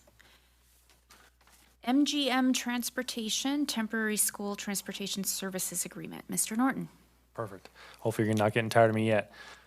This is for a service agreement with MGM Transportation for bus drivers, driver trainers, and potentially additional vehicles, although I couldn't foresee us using it for that. As you are aware, the district had to cancel numerous routes this past school year due to driver shortages. This agreement would actually help really alleviate that for the current year, and more so by tapping into the driver trainer piece of this agreement. This would allow us some flexibility to really help train our bus drivers and to really get them up to speed quicker. They need a required 20 hours behind the wheel before they can test for their driver training or for their bus license. So with that, this would enable us to tap MGM as a support to really help get those bus drivers trained faster, and per our transportation director, believe we can get them up and running within 4 to 6 weeks once we get them hired. So we recommend approval. Are there any questions, Mr. Marzano? Yes. Sorry. My No. computer just Don't apologize. acted weird with me. So reading the background information, I was like, yes, a trainer, right? But then when you click on that contract and you read it, how I read it, it is saying that we can put them as bus drivers too. We could utilize their services for that if we so choose. Could It does give us some this- flexibility. Say it again. It does give us some flexibility in terms of that. They did give us a wide array of items. Could this take jobs from our bus yard? No, it would only be used if for some reason we couldn't fill those routes, really. And Yeah. I, again, don't foresee that being the case. But How much is it to pay one of these guys driving our bus versus a bus driver? Because I see the pay down here in the last pages, or no, second to last. so I did actually do some math. If we were to pay one bus driver, Hours, not theirs, or yes, theirs. one of theirs. Okay, One of their theirs. bus drivers Yep. for a full year of service, essentially, we'd be looking at $115,000 for that particular bus driver, which we don't pay ours that much. And so our bus drivers don't make 115 grand? They do not. So it would cost more for these guys than. Correct. So we would not That's want why to we use it. want to train people. Correct. Right. So the main purpose with the training too, we do have a bus driver trainer who we employ. Yeah. And so here's the challenge, and as I've learned more about the bus driver training, she does the class, and that can be multiple people at once. Yep. Then they have it's called the pre-trip training. There's all these protocols they have to go through anytime they get on a bus. And so for both of those, for those first two phases of bus driver training, we can handle that in-house. The problem is if she has 5, 6, 7 people that come through a class, when we get to the behind the wheel training, that has to be one-on-one. And there's only one of her, and you need to do 20 hours. So if you have 5, 6 people all at once, and it's 20 hours per person, now all of a sudden, we're delaying getting these other people certified. And so it would be we would save money on the front end by having her do the first 2 phases of the training, but then once people get to phase 3, let's say there's 4 drivers, she could take 2, and then MGM could take 2, and now we get 4 drivers trained in a shorter amount of time. So that's really the main purpose for why we want to use MGM. Our driver trainer gets paid their standard pay rate, whatever it may be, to also do all of the amazing work that that person does in our bus yard. Whereas we would pay MGM $150 per hour for driver training services, including in-service class. Correct. Okay. So they also would make a lot more than our bus drivers, or our trainers. Yeah, but you'd have to envision too, they'd be working the amount of hours. We would only pay this person for the time they were training, whereas our other bus driver trainer does other things. Yeah. Considerably more hours. This person would not be employed 40 hours a week if that's, what it is. Before I got on the board 6 years ago, bus drivers are near to my heart because I drove a big Liberty bus for a bunch of drunk soldiers overseas all the time. Well, thank you for doing that. It's not similar to driving kids, but some may argue. Is this a possibility now of course this is all gossip and scuttlebutt of fears of people. Is this a possibility to wean out our bus drivers and bring in a private firm to do our driving for us? No, absolutely not. It wouldn't be fiscally responsible. Right. It's Yeah, way it'd be more well expensive. I appreciate the numbers itemized of how much it costs to pay. Right. Yeah, outside consulting always costs more. Yes. I mean, we can look at special education. We can look at anything we do with ed services, business. If you're in-house, you're going to be more cost effective. Yeah. Anyway, but this is the main goal of this contract is to get more people trained to be bus drivers that we will employ. That's the main goal. Okay. And I understand that, and it also provides us a safety net, so if we have a driver that says goes out on medical leave and they're going to be gone for 2 weeks, and we're down a route for 2 weeks, we can use one of the MGM drivers to get our students to school. Potentially. It gives us that flexibility, yes. And it's even a van driver I saw in the contract as well. Correct. Yeah. What's For the white fleet. what's the outlook on the hiring of bus drivers for this upcoming year? I saw the sign advertising. Has there been has a district received applications or? Yeah, we have. I'm actually meeting with the transportation director tomorrow to get a more thorough update of where we're at. I know we're still short for the coming year, so he and I are going to discuss options. But we do have a couple of people in the process of getting trained as well. So the quicker we can get them trained and ready to go by the first day of school, that will help alleviate the problem. I think even if it's just a drop in the bucket as far as getting closer to getting the number we need is going to be helpful. And I think parents are going to appreciate it, even if it's 1 or 2, because it's such a struggle as far as getting their kids to school. And I have to say, since we've added our bus driver trainer position, I will get you the numbers, but we have numerous bus drivers who work for us now who went through our program with our trainer.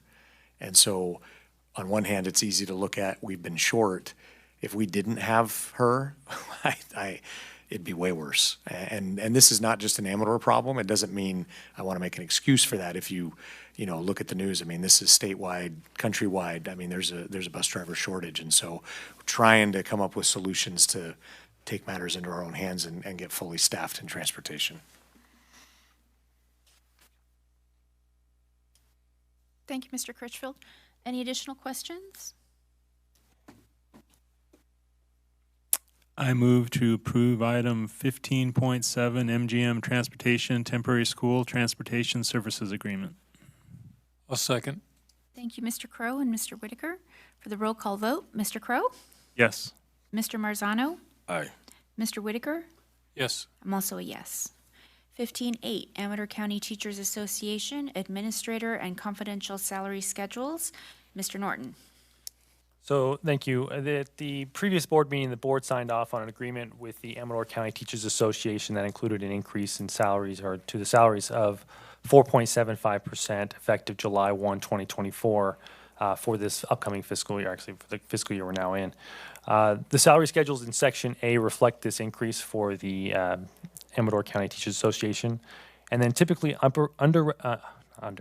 unrepresented groups of administrators and confidential employees follow the same salary settlements as the represented groups, and thus those are included in sections B and C. So that's where we have A, B, and C for each of the different groups.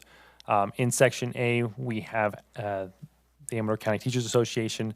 It reflects their edited from the last board-approved salary schedule, as well as the clean version, which would be the new ongoing one for their 183 and 193 day schedules. And so we are recommending approval. Are there any questions for Mr. Norton on the salary schedules? Are we dealing with these separately or all three at once? They can be voted on all three at once. Oh, well, then I'll go through B and C here. Thank you. I'm sorry, I was doing just A. So with B, the admin, this is the administrator's updated salary schedule. Again, this is the same concept, it's the 4.75%, and it has the edited and the clean. And then C is the confidential salary schedule, which will also have the edited and clean.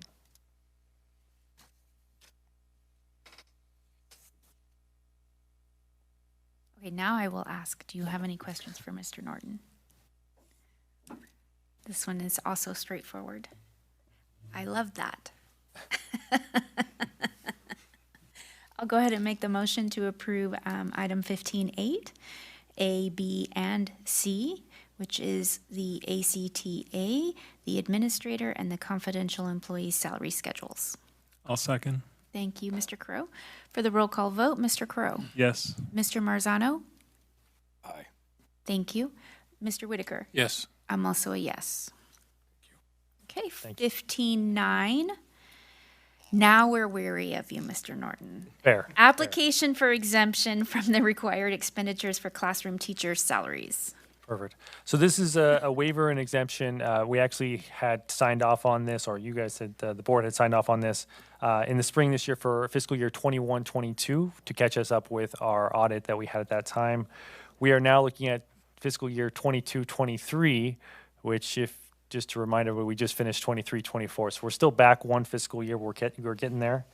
Per Education Code 41372, requires school districts to spend 55% of their general fund budget on classroom teachers' salaries. This 22-23, we spent 53.72%, so we were below it by 1.28%. In large part, this was due to difficulties filling teachers' vacancies. And then in addition, we had expending additional one-time pandemic funds, as well as additional large grants such as the CTE-related grants as well, which contributed to non-positional expenditures, which put us over the top for that year. Some of the expenditures included the district-wide camera system that we had, as well as a lot of pieces for, I believe, the welding shop with CTE. So due to these factors, the district was unable to meet this threshold and is asking the board to approve this waiver for the state. Do we have any questions for Mr. Norton regarding that waiver? I move that we approve item 15.9, the exemption from required expenditures for classroom teacher salary. I'll second. Thank you, Mr. Crow and Mr. Whitaker. For the roll call vote, Mr. Crow? Yes. Mr. Marzano? Aye. Thank you. Mr. Whitaker? Yes. I'm also a yes. Thank you, That board. brings us, thank you. You had a lot to do tonight. For item 16, for reports, Mr. Critchfield, do you have a board report? Yes, I have a brief report. I feel like it's a little odd now to welcome Mr. Norton to the meeting. We gave him 5 discussion action items at his first meeting, so there's no easing in to being a new cabinet member. So we appreciate him for stepping up as our interim assistant superintendent of business and chief business official for this year that we're already in. Just a few things going on. We have our administrators. We will be welcoming them back next week on Thursday and Friday. We have full-day meetings with them and trainings and support to welcome all of our administrators back. Our administrator kickoff, that will be, again, August 1st and 2nd, which is Thursday and Friday. We did send out a kind of a save-the-date type of message to all of our employees. We have our all-staff kickoff Monday, August 12th. School starts August 14th, so the kickoff is Monday, August 12th at Argonaut High School. Check-in will begin at 8. We will start at 8:30 with the plan to be done at 10:30 or even maybe a little bit sooner than that. And we will be outdoors. that morning for the kickoff. Our food services division will provide a light breakfast for everybody, and we'll have other services available to employees after the kickoff, like if they want to do a 403B and some other health planning or whatever it might be. We'll have our different vendors there that will be set up with their pop-ups to be able to help employees as needed. But we're excited to welcome everybody back. We will continue what Tori started, and that is any classified employees who are not on the clock. We are strongly encouraging them to come, and we are valuing them by, if they're not on the clock, they will get paid to come to kickoff. So we hope all employees will attend our kickoff on August 12th. And board members, you are also welcome to attend if you'd like to. Just let me know if you're planning on coming. And then Ms. Martz alluded to this tonight, but referring to our summer meal program and those individuals that stepped up, we'll have a report from Mr. Pingree probably in late August or September on the summer meal program. I know that on average they're making hundreds of meals a day. I don't know the exact number. I know they've had days where they've made 800 meals in a day. So it's just a great program. It's been around for multiple summers. The board approved the MOU where we also provide meals to Calaveras County students as well. And I know it's much needed for many families, and so I'm appreciative of those staff members stepping up. And that is all I have for my report. Thank you, Mr. Critchfield. Mr. Crow, did you have a board report tonight? Not really a report, just more of a comment. I think as we move forward to, we had our discussion on consolidation, history consolidation. I think it would be good to get maybe a refresher presentation as far as the advantages to our students from what the consolidation will provide, and including education, class options, what other departments may be created. I believe, is it true that we don't have auto? Is that? That's true. So departments like that, how we can make those changes and provide other opportunities for our students, I think that would be good sometime in the next few board meetings if we could have a short presentation. I did see in that document that Jared provided, it was years ago, they had something about the benefits of the consolidation. I think maybe if we just kind of do a refresher to keep people informed as we move forward and hopefully make progress in making these improvements. Thank you. Mr. Marzano? I don't really have a report, but I wanted to put it out there, so to speak, that I feel the board should discuss that MOU that stated superintendent having to not, please don't quote me on words and how it's worded, but it's a MOU regarding how the superintendent has the ultimate, doesn't have to go back to the board regarding consolidation. I've said it once because I felt we were misled at the time. I'd like to go back to that MOU if we could, or discuss that MOU. And I also want to welcome Mr. Norton. I apologize grilling you with all those questions, man, but I appreciate you. Mr. Marzano, I believe it was a resolution, not an MOU. Is that what you're referring to? I remember it as an MOU because it was actually the day, and I asked this question for a reason. It was the day that I said, why don't we read the MOUs anymore? Okay. Do you remember roughly the date so we can do a search? I don't. Okay, we'll have to do some digging on that. Or it might have been a resolution. Yes, you're right, because I said, why don't we read the resolutions anymore? You're right. I think it might have been. Yeah. If it was a resolution, it's a little easier to search. We keep all those in the superintendent's office outside of the board packets as well, so we could do a resolution. I really think that should be, especially with today's world and time, and standing firm with my belief of being misled at the time of that. It needs to be discussed and revisited. I'm sorry, I don't remember if it was an MOU or resolution. Look. All right, thank you. Welcome. Enjoy the rest of your summer, if you got it. Every day summer. I'm just waiting for my bike to get out of the shop. No real report, but I know it's fair season, and I wanted to beat Julia to this. Go out and see all the great stuff that our kids have done in the FFA and in the art and buildings and everything. That's one of the things that really makes our community special. Sorry, Julia. That's okay, Mr. Whitaker. I actually, sometimes I'm a little bit disappointed that our board reports are at the end of the meeting because I just would be surprised if anybody actually watched the very end. But in hopes that people do, I would like to shout out our Little League teams who have progressed so far in their postseason tournaments this year. We had a team make it all the way to the state tournament. I believe it was the 8U for the Little League East League. But we always actually do pretty well in All-Stars and postseason. So congratulations to our little baseball players. We also have many, I don't know, probably 100 or 200 high school students. We also have elementary and junior high students because from 9 up, they can do the livestock projects where they're auctioning them off. So we have hundreds of students showing off their achievements and their work that they've done for months and months.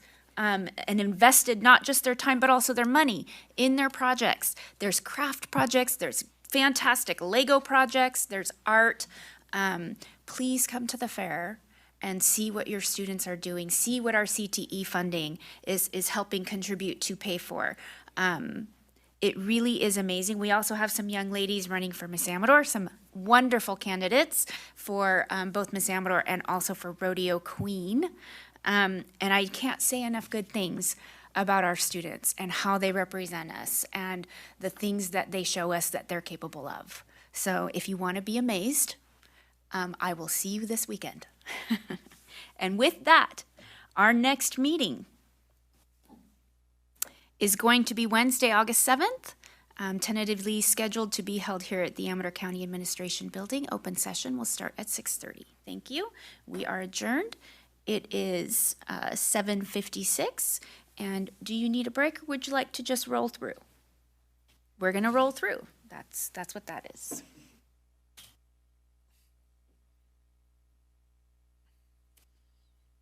Okay, so we're going to call to order the Amador County Office of Education Board meeting. We have 4 board members in attendance. We are missing Mrs. Parker tonight. Mr. Critchfield, are there any deletions or corrections to this agenda?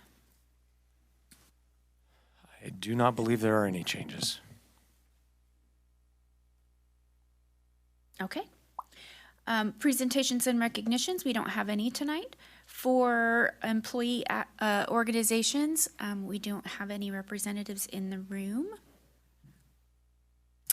I do not have any public comment cards, so we are just cruising. Consent agenda, we have minutes, we have the Williams Act quarterly report, attendance calendar, companion item, and of course warrants. Are there any questions on the consent agenda? If not, I will move to approve the consent agenda. I'll second. Thank you, Mr. Whitaker. For the roll call vote, Mr. Crow? Yes. Mr. Marzano? Aye. Mr. Whitaker? Yes. I'm also a yes. Item 9, communications. We do not have any for tonight. We do have 2 discussion action items. Mr. Norton? I feel like I'm going to be repeating myself here. On the county side, we have the Tuolumne JPA pesticide products prohibited from use on JPA district sites. This is a repeat of before, but it's a board resolution for our JPA that formally adopts the Administrative Regulation 3514.2, essentially limiting glyphosate on our district campuses. I'll go ahead and move that we approve item 10.1 as a companion item. I'll second. Thank you, Mr. Crow and Mr. Whitaker. For the roll call vote, Mr. Crow? Yes. Mr. Marzano? Aye. Mr. Whitaker? Yes. I'm also a yes. Our final discussion action item for tonight is a companion item. It is the resolution for the temporary interfund transfer. Mr. Norton. Correct. So this is very similar to the district side. Again, we're looking for resolution approval so we can potentially borrow from other funds if necessary for cash flow purposes.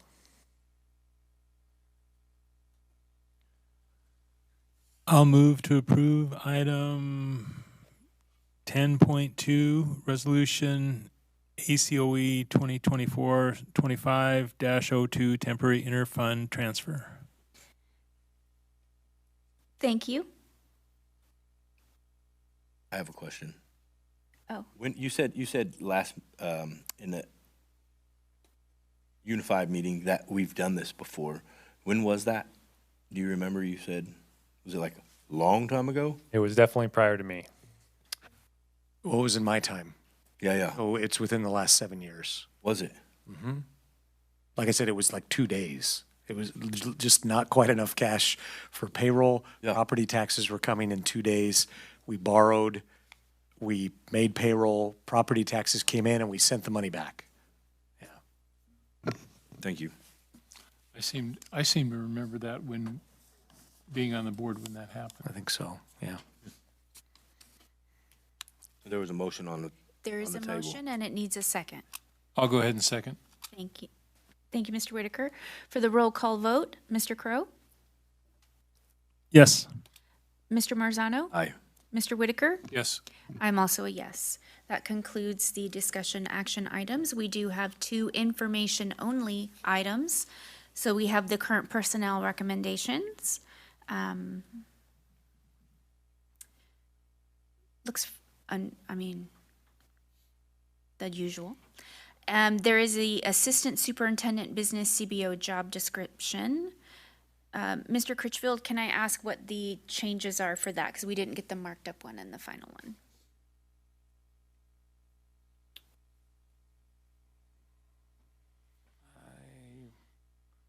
Let me pull it up. I spoke to Adrian about this.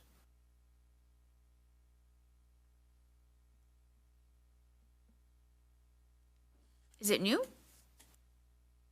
No, I hope not, because I was the CBO for 7 years on the county side. So Well, this is assistant. it is. It is assistant superintendent. I believe there wasn't clear language about the potential for it being a classified position. It does not have to be certificated. So that is something that is a recurring theme for us with the job descriptions, that for certain positions, if it's not required that it is a teacher or someone who is certificated, we are removing that requirement from the job description because it gives us greater flexibility in hiring. Yeah, and filling those the majority of CBOs in the state are classified, not certificated. It's just having been the CBO the last 7 years, You're not. certificate, oddball, unicorn, whatever you want to say. Okay, thank you. So it is information only. I just had that question. Are there any additional questions? If not, we're to board reports for the second time. Mr. Critchfield, did you have anything to add? I do not. Fellow board members, did you have anything to add? All Nothing to right. report. Then our next County Office of Education meeting is also Wednesday, August 7th, tentatively scheduled to be held here at the Amador County Administration Building. Open session starts immediately following the ACUSD meeting. We are adjourned. It is 8:04.